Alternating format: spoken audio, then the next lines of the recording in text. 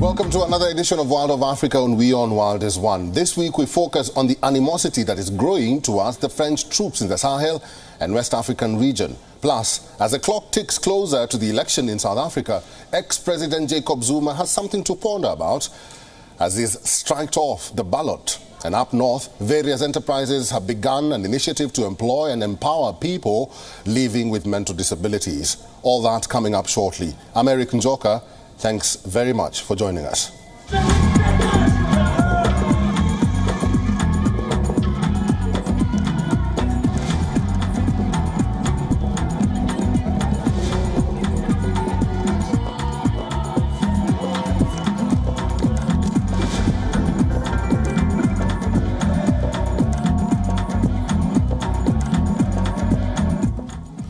In Central Africa, the armed forces of the Democratic Republic of Congo say they foiled a coup attempt early on Sunday and arrested the perpetrators, including several foreigners.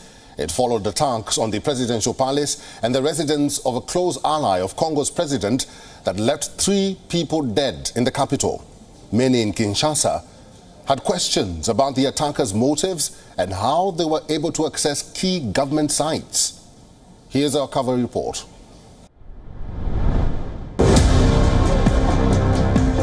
It all started with this video posted on Facebook by self-exiled opposition leader Christian Malanga, threatening Congo's president Felix Tshisekedi.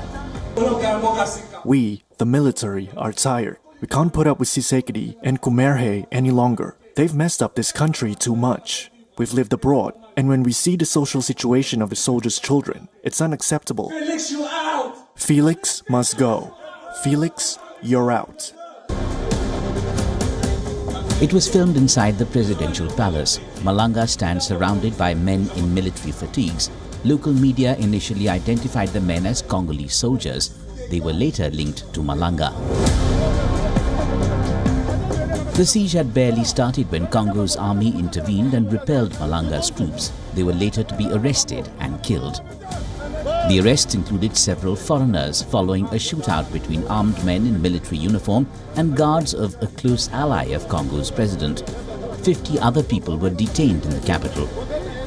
Les forces armées de la République démocratique du Congo. The armed forces of the Democratic Republic of Congo inform our citizens and the international community that an attempted coup d'etat has been nipped in the bud by the defense and security forces. The attempt involved foreigners and Congolese. These foreigners and Congolese were put out of action, including their leaders.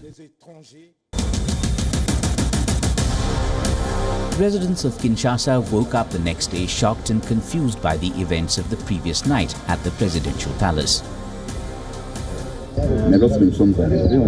When we arrived, we were shocked to see a frontline situation. It was a battlefield. We found hundreds and hundreds of shell casings here, and the forensic police had cordoned off all the neighborhoods. There were bodies on the ground, outside, inside, wounded people, blood everywhere. The police guarding the Honorable Vital Kamare did a good job. They defended themselves, but unfortunately, we lost some officers to whom we always pay tribute. We extend our condolences to the families and loved ones.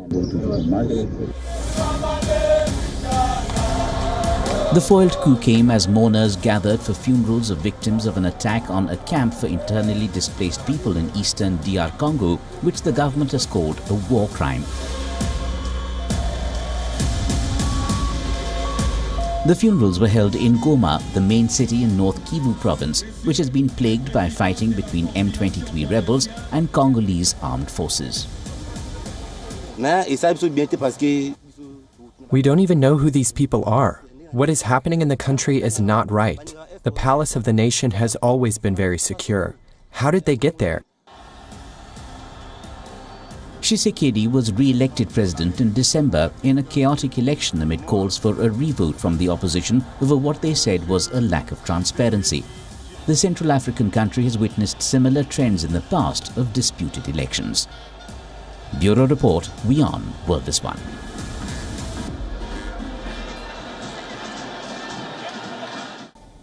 Senegal's new Prime Minister uMkhonto delivered a fiery speech where he took shots at France. He questioned why, after more than 60 years of Senegal's independence from France, the former colonizer was still benefiting from military bases in the country. France has between 350 to 400 troops stationed in Senegal. Senegal's coup-hit neighbors Mali, Niger and Burkina Faso have already removed French bases from their countries. Could Senegal be next? Let's find out in this next report from Dakar.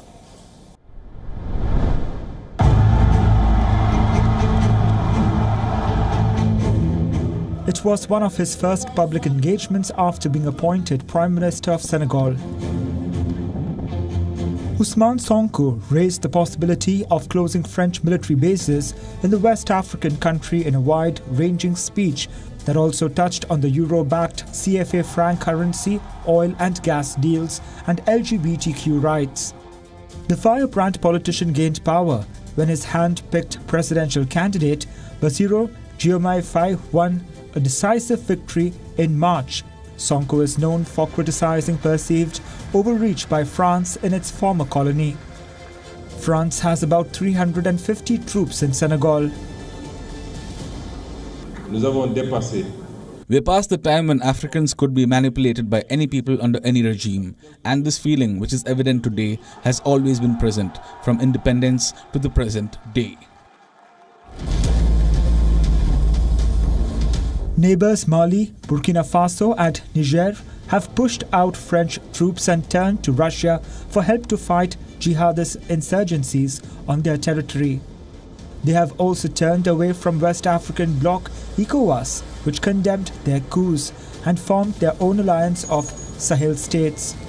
Sonko also said Senegal, which shares the euro-pegged CFA franc currency with 7 countries, would like a flexible currency pegged to at least 2 currencies to help absorb shocks and support export competitiveness.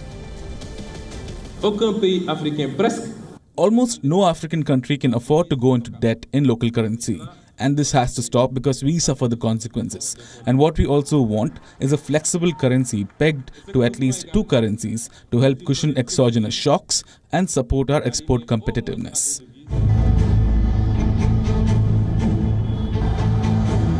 During the election campaign, Faye had initially pledged to abandon the CFA franc, but later backed off on his promise.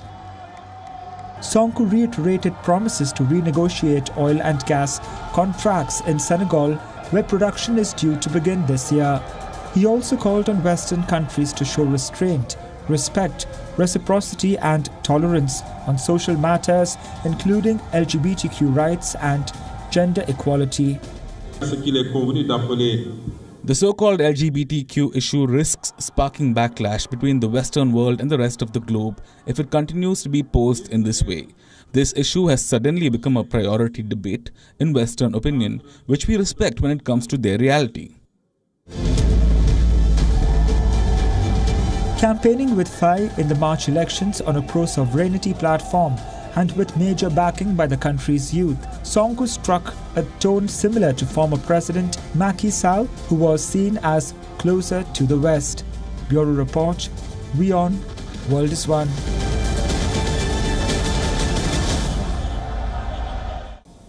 South Africa's ex-president Jacob Zuma is barred from running for parliament in this month's election. The country's top court ruled a judgment that could influence the outcome and trigger unrest from Zuma's supporters.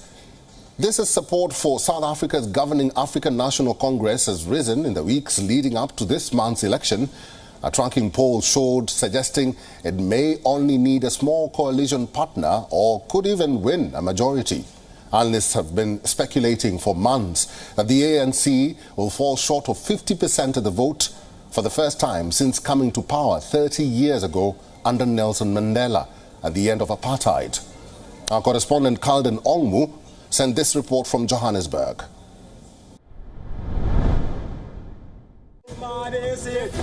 South Africa's top court has ruled that former President Jacob Zuma is not eligible to run for parliament in this month's election. This was a closely watched decision because of its potential to influence the outcome of the vote. Zuma, who was forced to quit as president in 2018, has fallen out with the governing African National Congress. Instead, he's been campaigning for uMkhonto with Sizwe, a new party named after the ANC's former armed wing. Opinion polls suggest the ANC's majority is at risk for the first time in 3 decades, and MK, as it's known, is a threat, especially in Zuma's home province of KwaZulu-Natal. Sile Gubane is MK's Secretary General. Jacob Zuma is still a party leader. Jacob Zuma is on the ballot paper of MK party, and then people are still going to vote Jacob Zuma in numbers, and Jacob Zuma is the party leader of MK party. He will give direction from here onwards on what to do as MK party. Monday's ruling stems from a decision by South Africa's Electoral Commission in March to disqualify Zuma.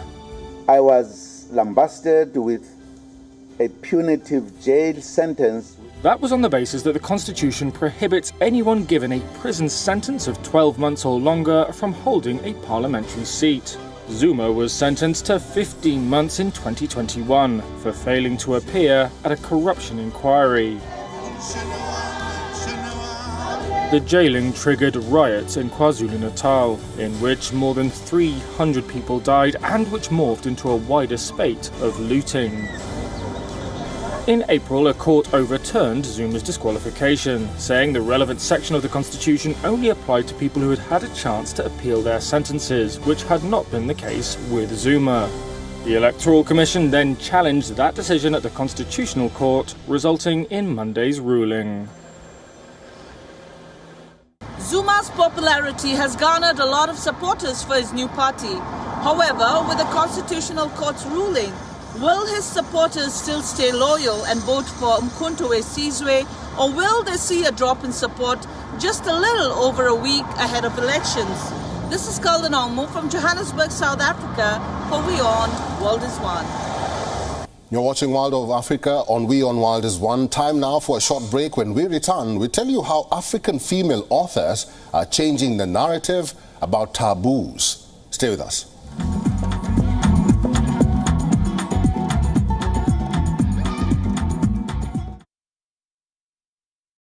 The biggest democratic exercise on the planet ever.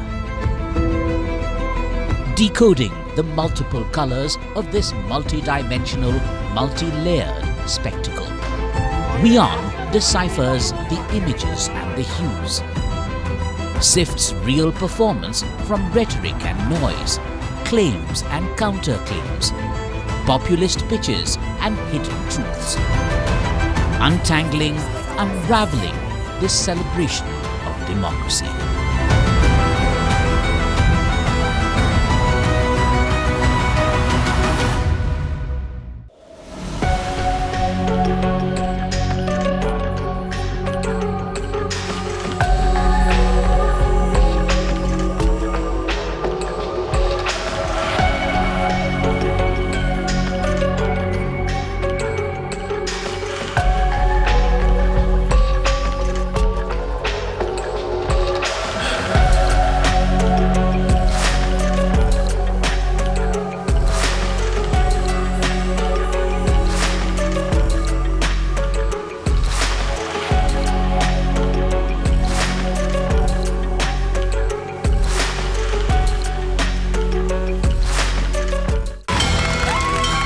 From the bustling trading floors of Wall Street to the vibrant exchanges of Asian stock markets, WION breaks it down for you to make sense of what's happening, as we reveal the key factors behind events, strategic battles, and the game-changing business decisions that shape the world. We bring you all of this and more on World Business Watch. WION, India's global voice, the channel that brings you the biggest stories from across the world through India's lens. Now available in more than 190 countries worldwide. because we believe that the world is one. Watch us in Africa, Europe, USA and Canada, South America, Asia Pacific, Middle East and North African regions. Also available on these digital platforms across the world. WION. World is one.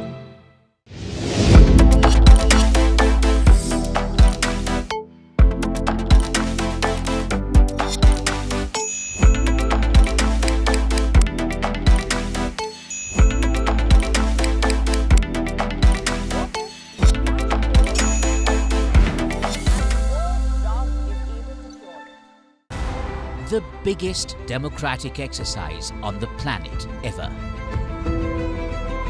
Decoding the multiple colors of this multi-dimensional, multi-layered spectacle. WION deciphers the images and the hues.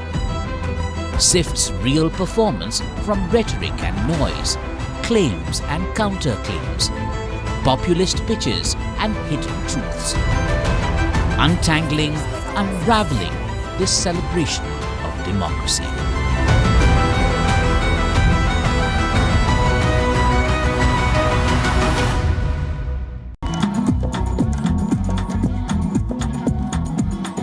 Welcome back to World of Africa. Women authors who converged at the Abidjan International Book Fair spoke about how they are working to tackle the subject of sexuality and body positivity in their work. Although the issue of sexuality is still taboo in many parts of Africa, some authors are not shy about the subject.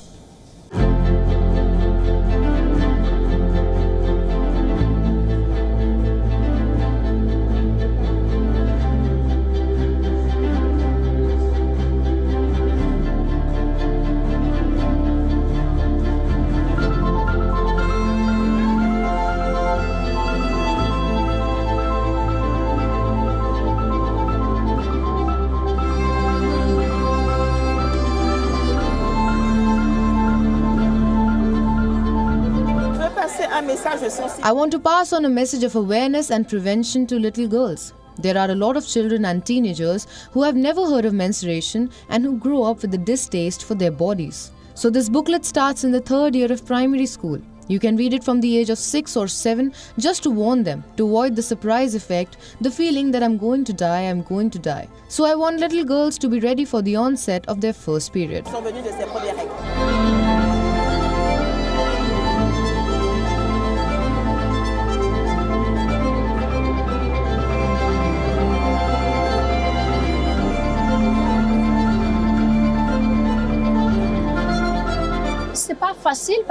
It's not easy because some subjects are still taboo in our society.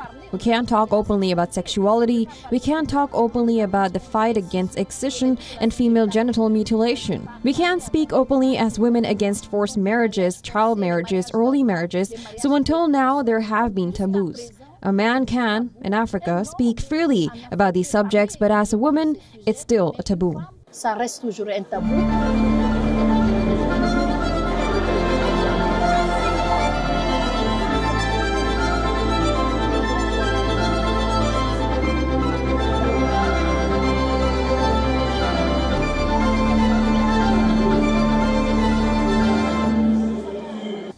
Funded by both public and private partners, Center for Integration and Help Through Work aims to overcome social and cultural constraints to help people living with disabilities into jobs they would usually find hard to obtain. Here's their story from Rabat, Morocco.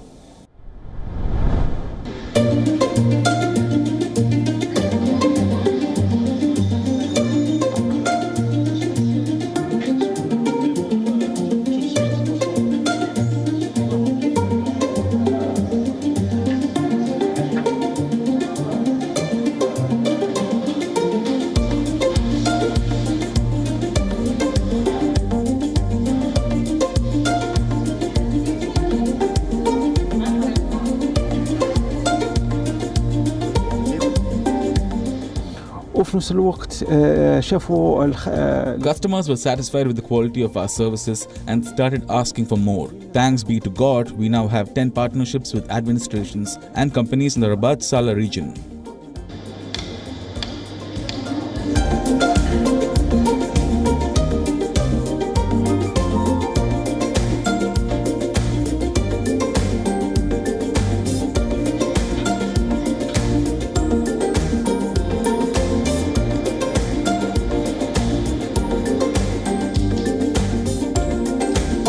I like it here, and I'm planning to launch my own restaurant business. The restaurant is usually packed on weekends when we offer an a la carte menu, giving customers greater choices. Our customers really appreciate our services and their quality, which keeps them coming back again and again. Our focus on customer satisfaction is a key factor in their loyalty.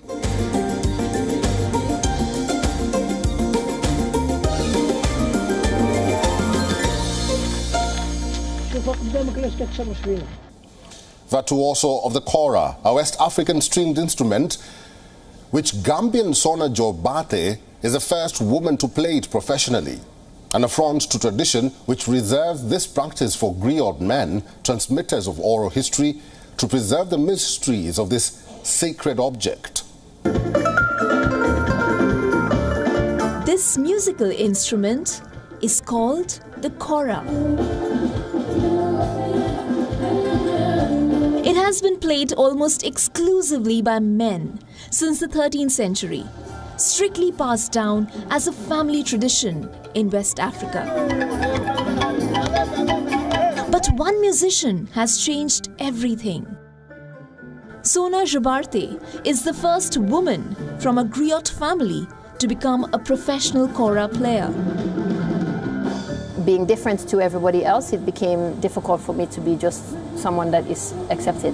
So, and as you are a learner, you know, whenever you're learning something, you don't want to be a spectacle. You don't want people watching you as you are trying to learn. So it became very off-putting for me, that process. And so it became a very private journey for me, which is very different and very unusual to the normal way of learning Kora in a family context.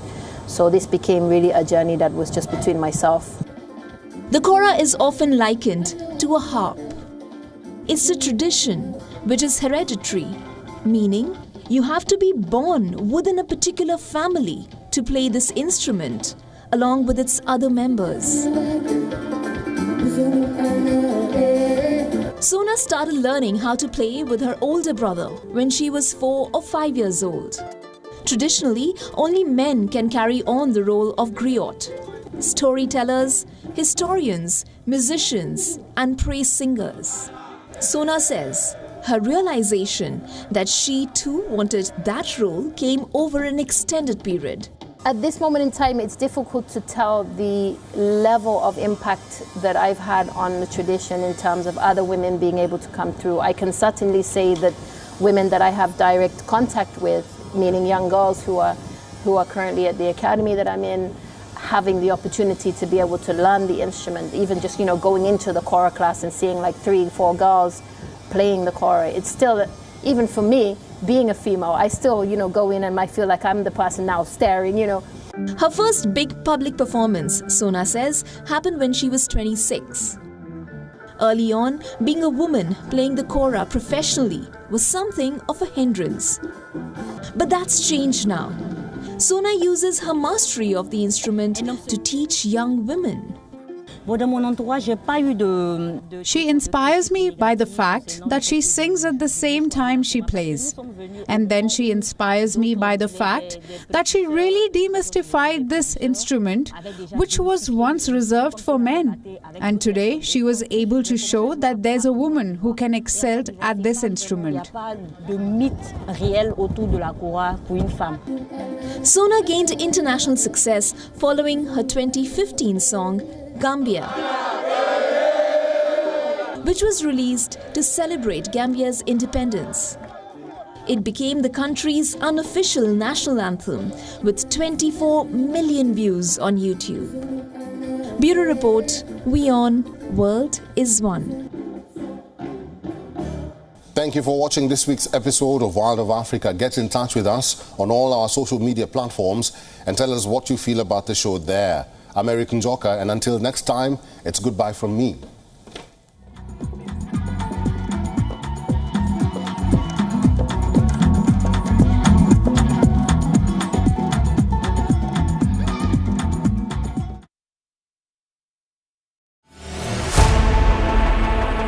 Know more, understand better, think ahead.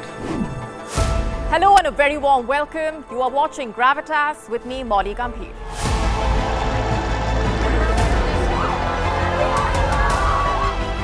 get the facts, not the bombast. On the 26th of March, dynamic pricing, ballot separatists, Gravitas cuts out the clutter. Gravitas keeps calm when others scream. Gravitas brings news to life.